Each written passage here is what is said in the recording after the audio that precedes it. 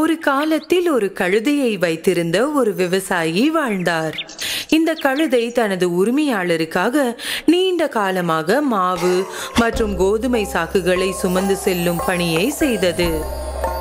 ஆனால் ஆண்டுகள் செல்ல செல்ல கழுதை வயதாகி வலிமையை இழந்தது.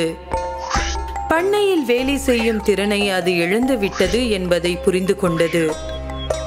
ஒரு காலையில் அந்த கழுதை பண்ணையை விட்டு வெளியேறி நீண்ட பயணத்தை தொடங்கியது. எனக்கு இப்ப வலிமை இல்ல, ஆனா இன்னும் இனிமையான குரல் இருக்கு. நான் பிரம்மனுக்கு போய் அங்க பாட்டு பாடி சம்பாதிக்க போறேன்.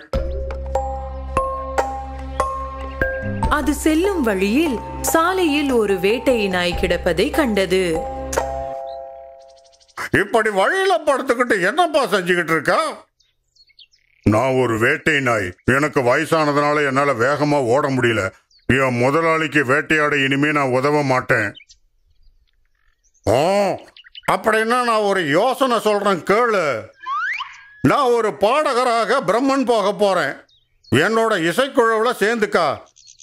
நான் மாண்டலின் வாசிக்கிறேன், நீ ட்ரம் வாசிச்சுக்கிட்டு இரு. வேட்டை நாய்க்கு இந்த யோசனை பிடித்தது. எனவே அது கழுதையுடன் சேர்ந்து கொண்டது. நீண்ட நேரத்திற்கு பிறகு சாலையின் குறுக்கே ஒரு வீட்டின் கூரையில் ஒரு பூனை அமர்ந்திருப்பதை அவர்கள் கண்டார்கள். என்ன ஆச்சு பூனை ராணி? ரொம்ப சோகமா இருக்க. என்ன நடந்தது? எனக்கு வயதாகி விட்டது. ஓடுவதற்கான ஆற்றலை இழந்து விட்டேன். என் அழகான கூர்மையான பற்களும் இல்லை.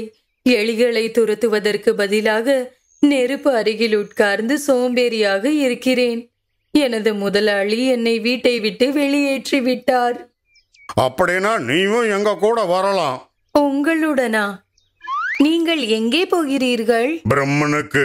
நாங்க அங்க ஒரு இசைக்குழுவை உருவாக்கி பாடகராக போறோம். பூனைகளுக்கு பொதுவா இசையில ஞானம் இருக்கும். நீ வந்து எங்க கூட ஹார்மோனிக்கா வாசி. பூனைக்கு இந்த யோசனை பிடித்தது. அதனால் அது இசைக்குழுவில் சேர்ந்தது. இந்த 3 பேரும் ஒரு பண்ணையை தாண்டி செல்லும் போது கொக்கரக்கோ என்று வேலி இடுக்கையில் ஒரு சேவல் கூக்குரலிடுவதை அவர்கள் கண்டார்கள். சேவலண்ண, உச்சி பொழுதாயிருச்சு. விடிய காலம் அலாரம் வைக்கிறதுக்கு மறந்து போயிட்டீங்களா? நாளைக்கு ஞாயிற்றுக்கிழமை. என் முதலாளி அம்மா ஞாயிற்றுக்கிழமையான விருந்தினர்களை கூப்பிடுவாங்க. அவங்களுக்கு என்ன தந்தூரி பண்ணி பரிமாற போறாங்க. அப்ப நீ ஏன் இங்க தங்கியிருக்க? பேசாம ஓடி போயிடலாமே. நான் எங்க போவேன்? இன்னைக்கு எனக்கு கடைசி நாள். கொக்கர் கோணி என் பொழப்பு கூவிருச்சுட்டு.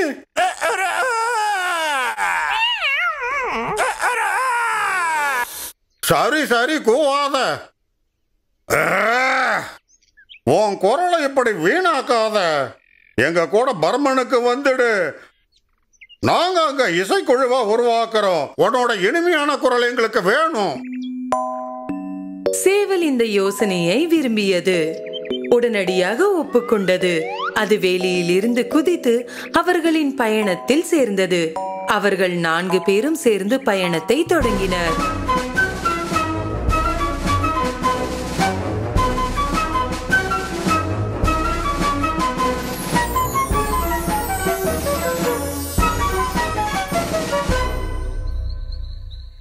இன்னைக்கு இரவு இந்த காட்டிலேயே ஓய்வெடுப்போம். நாளைய விடியல் நமக்கு நல்லதா இருக்கும். தூங்குவதற்கு முன் சேவல் சுற்றி பார்த்தது. மிக உயர்ந்த இடத்தில் இருந்து அது பார்த்தது. அதோ தூரத்துல ஒரு வெளிச்சம் தெரியுது. பக்கத்துல ஏதாவது வீடு இருக்கும். அப்படின்னா நாம அங்க போவோம்.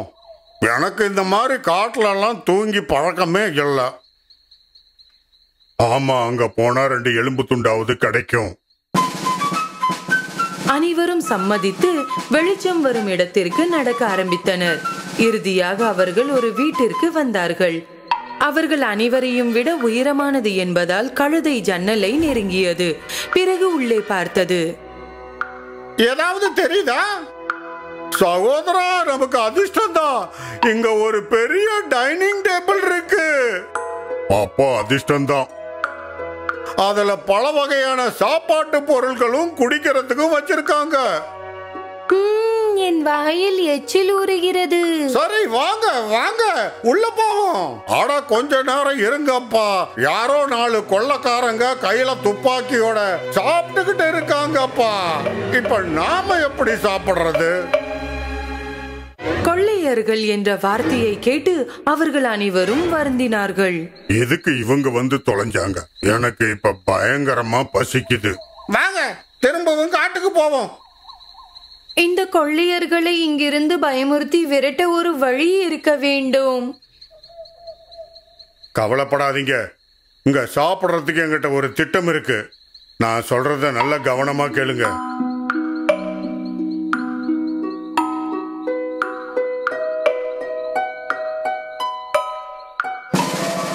நான்கு நண்பர்களும் ஒருவருக்கொருவர் மேலே ஏறி ஒரு கோபுரத்தை உருவாக்கினர்.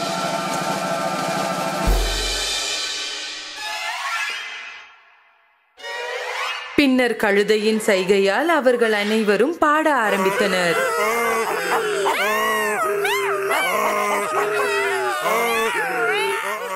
இந்த பயங்கரமான சத்தம் கேட்டதும் கொள்ளையர்கள் பயத்துடன் அலறி குதித்தனர். 4 நண்பர்களும் ஜன்னலை உடைத்து ஒரு பெரிய சத்தத்துடன் உள்ளே குதித்தனர். ஓடுங்கப்பா ஓடுங்க, ஓடுங்க, ஓடி உயிரை காப்பாத்திக்கங்க. சீக்கிரமா ஓடுங்க.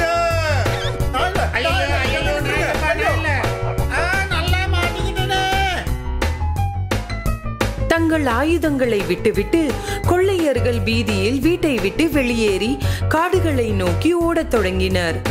4 பேரும் மிகவும் மகிழ்ச்சியாக இருந்தனர்.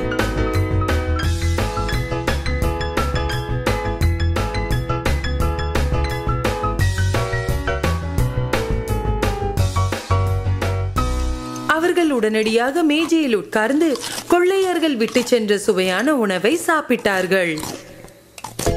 உணவுக்கு பிறகு அவர்கள் அனைவரும் தூங்குவதற்கு ஒரு வசதியான இடத்தை தேடினார்கள்.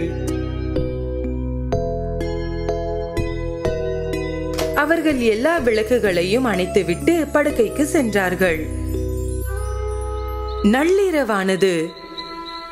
வீட்டில் ஒளி இல்லை என்பதை கொள்ளையர்கள் பார்த்தார்கள். அவர்களில் ஒருவனை வீட்டை நோட்டமிட அனுப்பினர்.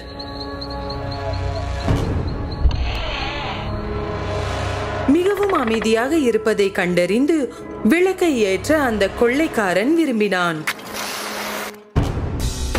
அவன் ஏற்றியவுடன் பூனை அவன் மீது குதித்து நகங்களால் முகத்தை சொரிந்த போது நாய் காலை கடித்தது. அந்த சத்தம் அனைவரையும் எழுப்பியது. சேவல் கூவத் தொடங்கியது. கொள்ளைக்காரனுக்கு முன் வாசலுக்கு வெளியே ஓடும் வாய்ப்பு கிடைத்தவுடன் கழுதை பின்காலால் மிகவும் வலுவான உதை ஒன்றை கொடுத்தது. தப்பித்து கொள்ளைக்காரன் மற்றவர்களை நோக்கி ஓடினான். அந்த வீட்டுல 4 அரக்கர்கள் இருக்காங்க. எல்லாரும் சேர்ந்து எங்களை தாக்கினாங்க. அவர்களில் நிறைய பேர் திரும்பி பார்க்காமல் ஓடிவிட்டார்கள். மீண்டும் வீட்டிற்கு வர தைரியம் காட்டவில்லை. அந்த 4 பிரமன் இசை கலைஞர்களும் இந்த வீட்டை மிகவும் விரும்பினர். எனவே அவர்கள் அனைவரும் பிரமனுக்கு செல்வதற்கான யோசனையை கைவிட்டு இந்த அழகான வீட்டில் ஒன்றாக தங்க முடிவு செய்தனர். அங்கு அவர்கள் தங்கள் நாட்களை பாடி இசையமைத்து கழித்தனர்.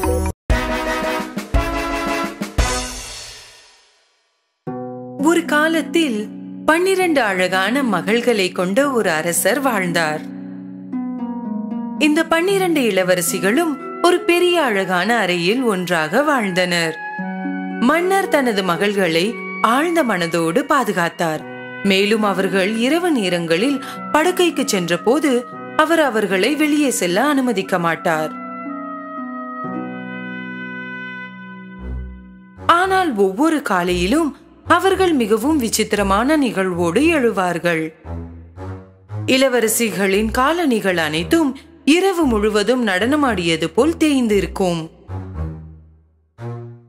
அரசர் தனது மகள்களுக்கு தினமும் புதிய காலணிகளை வாங்குவார்.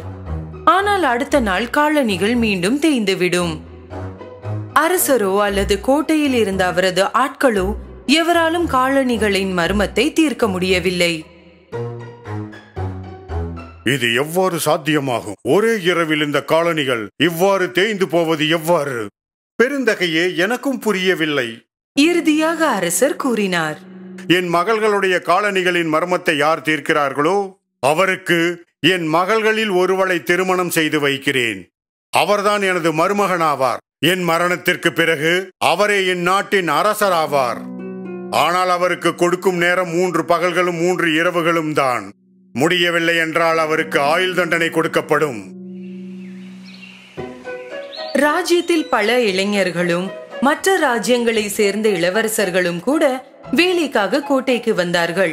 பல நாட்களாக அவர்கள் 12 இளவரசிகளின் படுக்கை அறையின் கதவை காவல் காத்து கொண்டிருந்தார்கள்.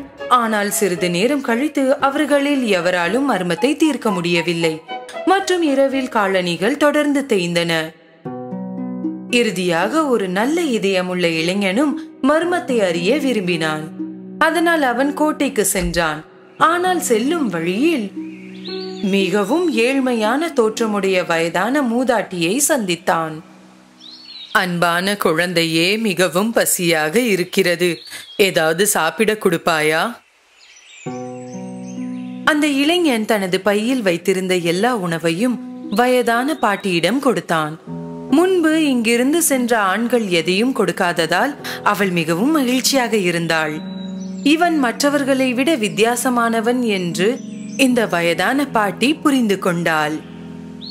எனவே பதிலுக்கு அவள் அவனுக்கு ஒரு மாய உடையை கொடுத்தாள். இந்த மாய உடையை வாங்கிக்கொள். இதை அணிந்தால் நீ கண்ணுக்கு தெரிய மாட்டாய். இரவு 12 மணி ஆனதும் இதை மேலே உடுத்தி கொண்டு கண்ணுக்கு தெரியாமல் இளவரசிகளின் அறைக்குள் சென்று நீ காலணிகளின் மர்மத்தை தீர்த்துவிடு. ஆனால் எச்சரிக்கையாக இரு. இளவரசிகள் உனக்கு கொடுப்பதை நீ குடிக்க கூடாது. அவர்கள் மோசமான இளவரசிகள். அந்த இளைஞன் மாய உடையை எடுத்துக்கொண்டு கோட்டைக்குள் சென்றான். மேலும் அவன் காலணிகளின் மர்மத்தை தீர்க்க அங்கே வந்து இருப்பதாக கூறினான். முதல் நாள் அவன் இளவரசிகளின் கதவுக்கு முன் காவலில் இருந்தபோது எலுமிச்சை பழசாறுடன் மூத்த இளவரசி வெளியே வந்தாள். உங்களுக்கு தாகமாக இருக்கும். நாங்கள் உங்களுக்காக சில எலுமிச்சை பழச்சாறு தயார் செய்துள்ளோம், அருந்துங்கள். அந்த இளைஞன் அந்த மூதாட்டியின் எச்சரிக்கையை மறந்து குடித்து விட்டான். பிறகு அவன் ஆழ்ந்த தூக்கத்தில் விழுந்தான். அவர்கள் அவனுக்காக தயார் செய்திருந்த அறையில் இரவு முழுவதும் குரட்டை விட்டு தூங்கினான்.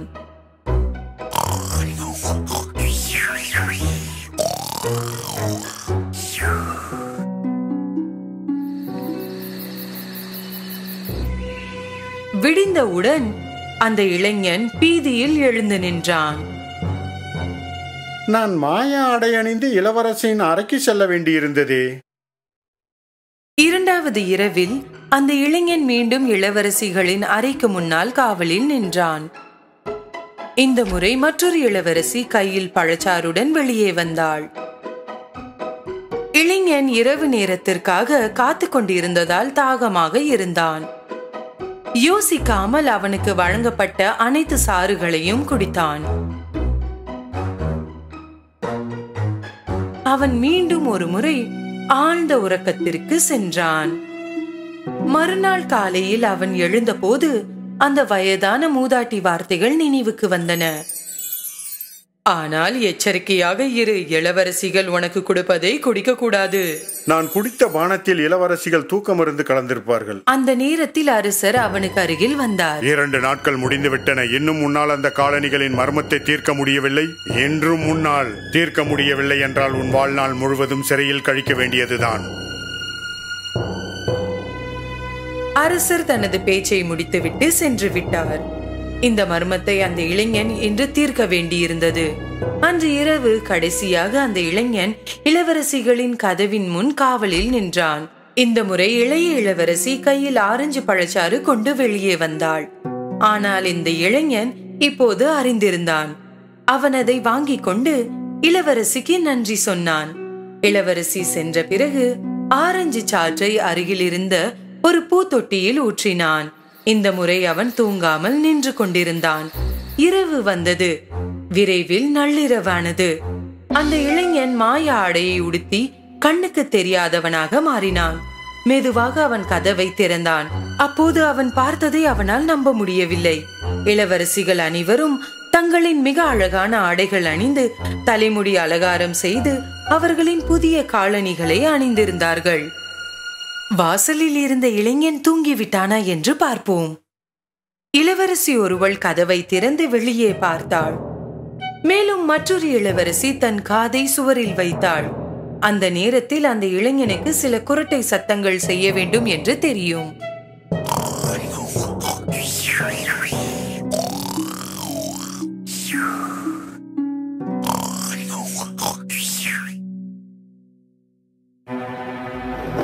இளைஞன் தூங்குகிறான் என்று உறுதியாக அறிந்த பிறகு மூத்த இளவரசி தனது படுக்கையை ஒரு புறம் தள்ளி 3 முறை தட்டினாள்.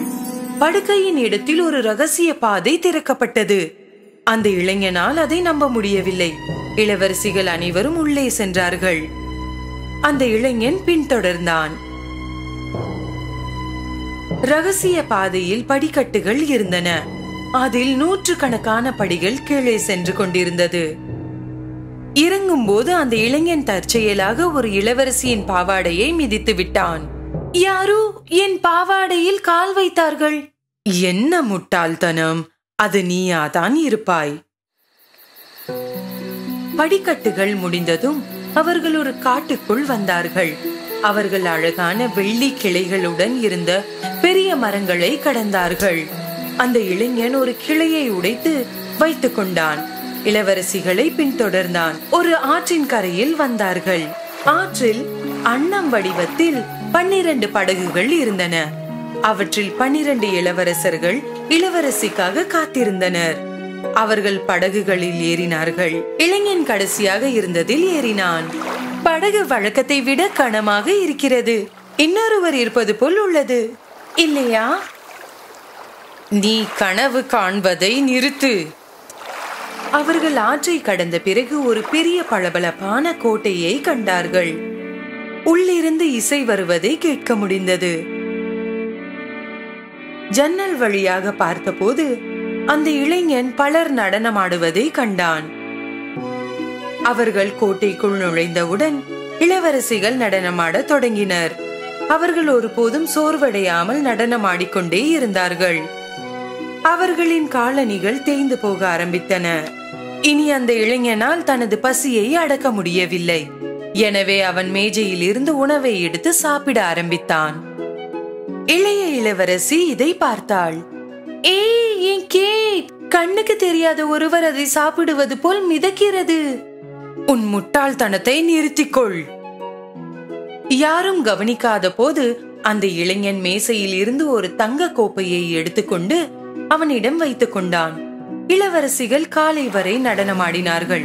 பின்னர் அவர்கள் படகுகளில் ஏறி ஆற்றை கடந்து காடு வழியாக நடந்து மிக நீண்ட படிக்கட்டுகள் மேலே ஏறி இறுதியாக அவர்கள் அவர்களின் அரண்மனைக்கு திரும்பி வந்தார்கள். காலணிகள் அனைத்தும் மீண்டும் ஒரு முறை தேய்ந்து போனது. தேயும் காலணிகளின் மர்மத்தை இறுதியாக தீர்த்து கொண்டதில் அந்த இளைஞன் மகிழ்ச்சி அடைந்தான்.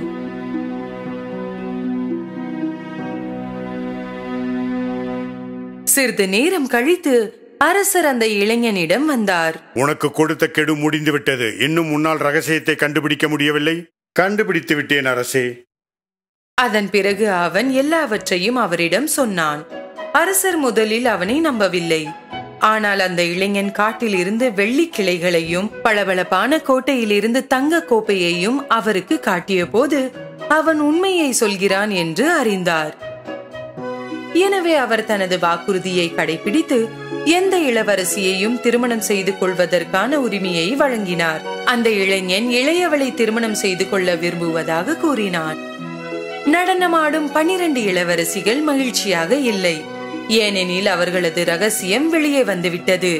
அந்த இளைஞனும் இளைய இளவரசியும் திருமணம் செய்து கொண்டு மகிழ்ச்சியுடன் வாழ்ந்தார்கள்.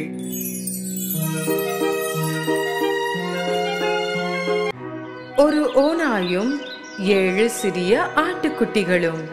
ஒரு காலத்தில் காடுகளின் ஒரு சிறிய குடிசையில் ஒரு தாயாடு மற்றும் அதன் சிறிய ஆட்டுக்குட்டிகள் மகிழ்ச்சியான வாழ்க்கையை வாழ்ந்தன. ஆட்டுக்குட்டிகள் மிகவும் அழகான பொம்மைகளைப் போல் இருந்தன. தாயாடு எல்லா தாய்மார்களையும் போலவே தனது குட்டிகளை மிகவும் நேசித்தது. காட்டில் உள்ள அனைத்து காட்டு மிருகங்களிடமிருந்தும் அவற்றை பாதுகாத்தது. ஒரு நாள் காட்டில் உணவை கண்டுபிடிப்பதற்காக வீட்டை விட்டு வெளியேறுவதற்கு முன்பு அது தனது ஆட்டுக்குட்டிகளை அழைத்தது. என் அன்புள்ள பிள்ளைகளா, நான் காட்டுக்கு செல்கிறேன். யார் வந்தாலும் கதவை திறக்க வேண்டாம். ஓநாய் வீட்டிற்கு வந்தால் அனைவரையும் சாப்பிட்டு விடும். அது தந்திரசாலி, மாறுவேடமிட்டு உங்களை முட்டாளாக்கும். நாங்கள் அதை எவ்வாறு அடையாளம் காண்போம்? ஓநாய்க்கு கணீர் குரல் உள்ளது. என் மகன்களுக்கு இனிமையான குரல். ஆகவே அதன் கடினமான குரலை நீங்கள் அடையாளம் காணலாம். தாயாடு வெளியேறும் போது ஒன்றை நினைத்து தன் ஆட்டுக்குட்டிகள் பக்கம் திரும்பியது. இன்னொரு விஷயம், ஓநாயின் கால்கள் கருப்பு, என்னுடையது வெண்மையானது. கால்களிலிருந்து நீங்கள் அடையாளம் காணலாம். கவலைப்படாதீர்கள் அம்மா, பாதுகாத்துக் கொள்ளுவோம். நீங்கள் எங்களை நம்பலாம். தாயாடு தனது ஆட்டுக்குட்டிகளுக்கு ஒவ்வொன்றாக முத்தமிட்டு காடுகளுக்கு சென்றது. ஓநாய் தூரத்திலிருந்து அவர்களை பார்த்து கொண்டிருந்தது. தாயாடு வெளியேறுவதை கண்டதும் சிறிது நேரம் காத்திருந்தது. பின்னர் குடிசைக்கு முன்னால் வந்து கதவை தட்டியது.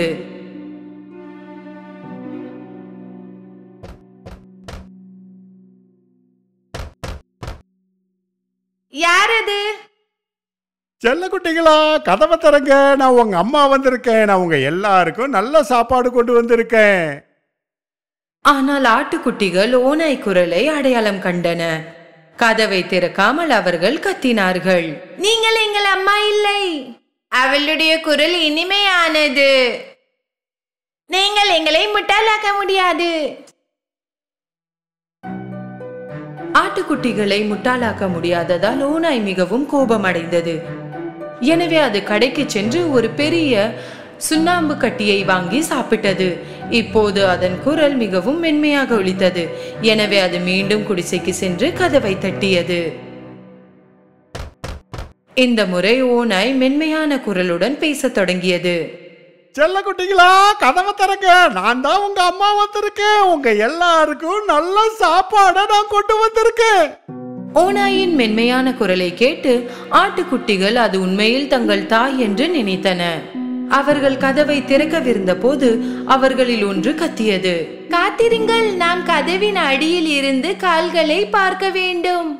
ஆட்டுக்குட்டிகள் கதவின் அடியில் இருந்து பார்த்தபோது ஓநாயின் கருப்பு கால்களை கண்டன. எனவே கதவை திறக்காமல் மீண்டும் கத்தின. நாங்கள் கதவை திறக்க மாட்டோம். எங்கள் தாயின் கால்கள் கருப்பு இல்லை, அவை வெள்ளை. நீங்கள் ஒரு ஓநாய். கோபமடைந்த ஓநாய் வெளியேறியது. இந்த முறை அது பேக்கரிக்கு சென்று பேக்கர் அவருக்கு முன்னால் ஓநாயை பார்த்தபோது மிகவும் அதிர்ச்சி அடைந்தார். நான் சைவ உணவு சாப்பிட்றவேன், அதனால பேசி தான் சாப்பிட முடியும். எனக்கு கொஞ்சம் மாவு கொடுக்கிறீங்களா தயவு செய்து? ஓநாய் பேக்கரியில் இருந்து ஒரு சிறிய சாக்கு மாவுடன் வெளியே வந்தது. குடிசை அருகே வந்ததும் சாக்கை திறந்து மாவு முழுவதையும் காலில் போட்டது. இப்போது அதன் கால்கள் அனைத்தும் வெண்மையாக இருந்தன. ஓநாய் 3வது முறையாக கதவை தட்டியது. செல்ல குட்டிகளா, கதவை திறங்க. நான் உங்க அம்மா வந்திருக்கேன். உங்க எல்லாருக்கும் நல்ல சாப்பாடை கொண்டு வந்திருக்கேன். முதலில் உங்கள் கால்களை காட்டுங்கள், அப்போதுதான் நாங்கள் நம்புவோம். ஓநாய் தனது கால்களை மாவுடன் காட்டியது. ஆட்டுக்குட்டிகள் வெள்ளை கால்களை கண்டதும் அது தங்கள் தாய் என்று நம்பி கதவை திறந்தார்கள். அவர்கள் என்ன பார்த்தார்கள்? ஓநாய் அவர்களுக்கு முன்னால் அங்கேயே நின்று கொண்டிருந்தது. சிறிய ஆடுகளுக்கு என்ன செய்வது என்று தெரியவில்லை. அவர்கள் கத்தி ஓட ஆரம்பித்தார்கள்.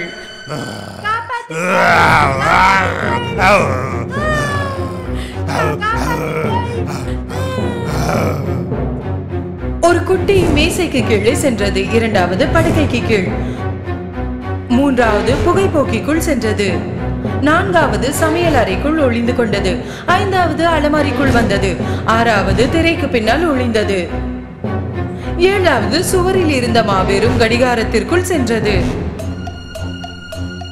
ஆனால் தந்திரசாலி ஓநாய் விரைவாக ஒவ்வொன்றாக மறைந்திருந்த இடத்திலிருந்து அனைத்தையும் பிடித்தது.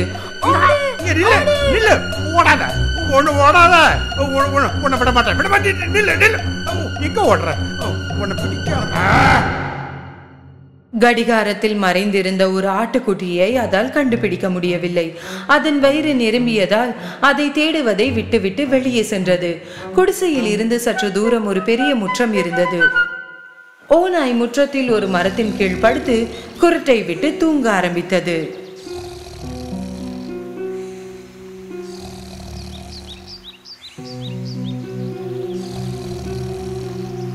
சிறிது நேரத்திற்கு பிறகு தாயாடு வீடு திரும்பியது.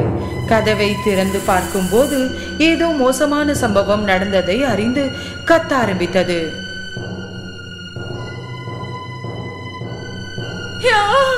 என் ஆட்டுக்குட்டிகள், என் குட்டிகள்! வீட்டிற்குள் நுழைந்த போது அதிர்ச்சி அடைந்தது. மேஜைகள் மற்றும் நாற்காலிகள் அனைத்தும் தலைகீழாக இருந்தன. திரைசீலைகள் கிழிந்திருந்தன. படுக்கைகள் அனைத்தும் கசங்கி இருந்தன. தலையணைகள் மற்றும் போர்வைகள் அனைத்தும் தரையில் இருந்தன. குட்டிகளை தேடியது, ஆனால் அவற்றை எங்கும் கண்டுபிடிக்க முடியவில்லை. ஒவ்வொரு குட்டிகளின் பெயர்களை கத்த ஆரம்பித்தது, ஆனால் யாரும் பதிலளிக்கவில்லை. இறுதியாக கடைசி பெயரை அழைக்கும் நேரம் வந்தது. அப்போதுதான் ஒரு உயர்ந்த குரல் கேட்டது. நான் கடிகாரத்திற்குள் இருக்கிறேன் அம்மா. தாயாடு கடிகாரத்திற்கு ஓடி சென்று தனது குழந்தையை அங்கிருந்து வெளியே எடுத்தது. அம்மா ஆடு மற்றும் குட்டி கட்டிப்பிடித்தது. குட்டி அழுது கொண்டே கதை சொல்ல ஆரம்பித்தது.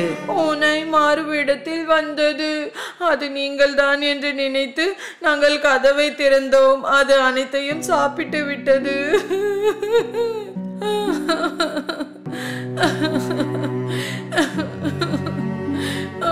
குட்டி. தாயாடு மிகவும் வருத்தமாக இருந்தது. குட்டிகளை நினைத்து அழுதது. அதன் குட்டிகளில் ஒன்றை மட்டுமே மீதமுள்ள நிலையில் வெளியே நடந்து முற்றத்தை நோக்கி செல்ல ஆரம்பித்தது. சிறிது நேரம் கழித்து ஓநாய் ஒரு மரத்தின் கீழ் தூங்குவதை கண்டது. அது மிகவும் மோசமாக குருட்டை விட்டு மரத்தின் கிளைகள் நடுங்கின. தாயாடு ஓநாயை சிறிது நேரம் கவனித்தது. அதன் வயிற்றிற்குள் ஏதோ அசைந்து கொண்டிருப்பதை அது உணர்ந்தது. கடவுளே, என் குட்டிகள் அந்த வயிற்றில் ஆடுகின்றன, உயிருடன் இருக்குமா? அதற்கு ஒரு திட்டம் இருந்தது. தன் குழந்தையின் பக்கம் திரும்பியது. வீட்டிற்கு ஓடி ஒரு ஊசி, நூல் மற்றும் கத்திரிக்கோலை கொண்டு வா. ஆட்டுக்குட்டி வீட்டிற்கு ஓடிக்கொண்டிருந்த போது தாயாடு தரையில் இருந்து 6 பெரிய பாறைகளை சேகரித்தது. சிறிது நேரம் கழித்து சிறிய ஆடு ஒரு ஊசி, நூல் மற்றும் பெரிய கத்திரிக்கோளுடன் வந்தது. தாயாடு கத்திரிக்கோளால் ஓநாயின் வயிற்றை திறந்தது. அது உடனே தன் சிறிய ஆடுகளில் ஒன்றை கண்டது. பின்னர் எல்லாம் வெளியே வந்தது. அவர்கள் அனைவரும் ஆரோக்கியமாக இருந்தனர். தாயாடு மகிழ்ச்சியில் தன்னை மறந்துவிட்டது. அனைத்து ஆட்டுக்குட்டிகளும் தங்கள் தாயை மகிழ்ச்சியுடன் அணைத்துக் கொண்டன.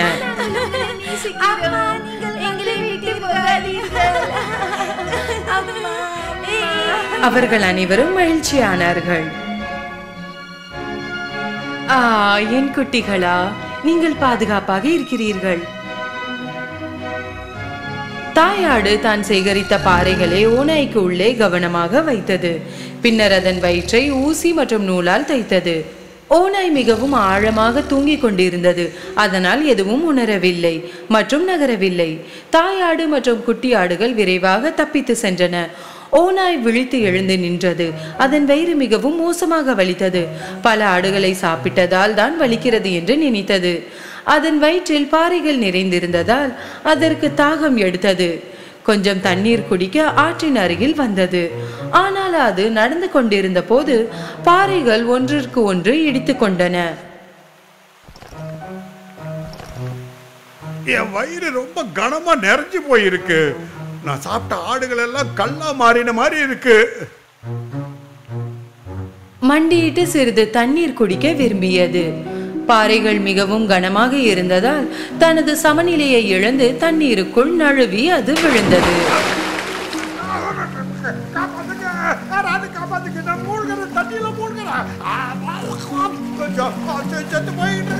உதவிக்காக கத்தியது. ஆனால் யாரும் உதவவில்லை. இனி பாறைகளின் எடையை தாங்க முடியாமல் ஆழமான நீருக்குள் சென்றது. என்ன நடந்தது என்று பார்த்ததும் தாயாடும் அதன் குட்டிகளும் ஆற்றிற்கு ஓடின.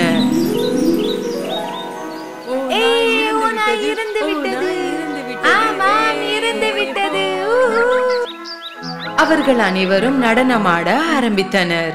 அன்று முதல் தாயாடு மற்றும் அதன் 7 ஆட்டுக்குட்டிகளும் காட்டில் தங்கள் குடிசையில் அமைதியான மற்றும் மகிழ்ச்சியான வாழ்க்கையை வாழ்ந்தன.